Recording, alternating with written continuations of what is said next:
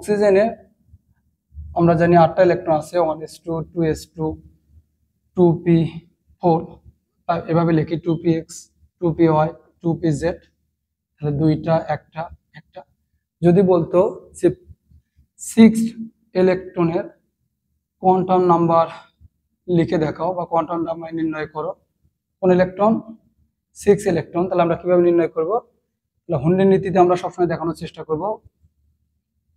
তাহলে এটা হচ্ছে আমাদের অক্সিজেনে বলছে 6 ইলেকট্রন, তার মানে এটা হচ্ছে 1 নম্বর ইলেকট্রন, এটা 2, এটা 3, এটা 4, এটা 5, এটা 6, এটা 7, আগে একটা করে হুন্স নীতি অনুসারে আমরা জানি 6 ইলেকট্রন। কোনটা 6? এটা হচ্ছে 6 ইলেকট্রন।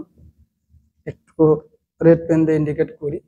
বলছে এর কোয়ান্টাম সংখ্যা নির্ণয় করে দেখাও, তখন n l m এবং s, তাহলে আমরা কি হবে বের করব? 6 নম্বর ইলেকট্রনটা কোথায় আছে? দ্বিতীয় শক্তি স্তরে, তাহলে 2 হবে। এল এর মান কত হবে? p তে থাকার কারণে 1 হবে। এটা আমরা জানি, এটা আমরা ভুল করি, -1 0 +1 তিনটা মান হবে। এটা একটু খেয়াল করো, এটা কিন্তু বিভিন্ন রাইটারে বিভিন্ন ভাবে লেখা আছে, আমরা সব সময় হাজারিন আগের বই ফলো করব। এটা হচ্ছে px, এটা হচ্ছে py, এটা হচ্ছে pz, মানে কোথায় আছে?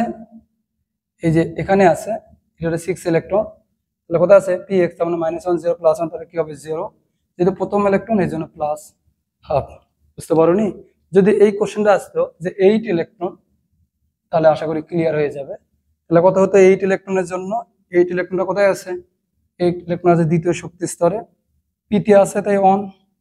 এম এর ক্ষেত্রে কি হবে? 8 ইলেকট্রন কোনটা? এই যে এটা হচ্ছে 8 ইলেকট্রন, তার মানে পিজেটে আছে, পিজেটে হলে কি হয়? -1, তাহলে -1, যেহেতু সেকেন্ড ইলেকট্রন এই জন্য হবে -1/2। তাহলে যে কোনো এরকম যদি ইলেকট্রন বের করতে পারলে পারবো না, তা তোমরা মনে হয় ডির ক্ষেত্রে ভুল করতে পারো। ডিটা আমি একটু লিখে দিই, তাহলে আসলে আশা করি তোমরা পারবে। তো আমরা জানি হচ্ছে ডিতে যদি হয় তাহলে 2 হয়, তো -2 -1 0 +1 +2, এটা হবে dx হয়, dyz, এটা হবে dz2 zx, এটা হবে dx² - y²।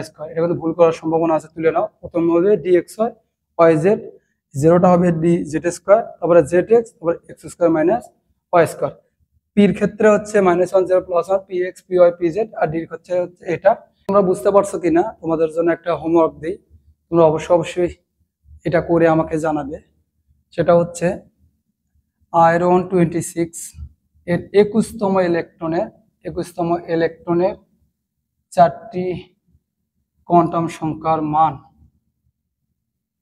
লিখে দেখো। দেখি তোমরা কমেন্ট করে অবশ্যই জানাবে। এটা একটা প্রশ্ন দিলাম, আর একটা দিলাম যে ক্রোমিয়াম 3+ এর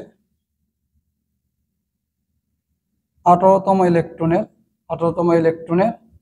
কোয়ান্টাম সংখ্যা মানগুলো লিখে দেখো। এই দুটো তোমরা সলভ করে এই ভিডিও কমেন্ট লিখে জানাবে। তোমাদের পরবর্তী ক্লাস দেখার আমন্ত্রণ জানিয়ে আজকে এইটুকুই। এতক্ষণ সঙ্গে থাকার জন্য তোমাদেরকে অসংখ্য ধন্যবাদ। All the very best.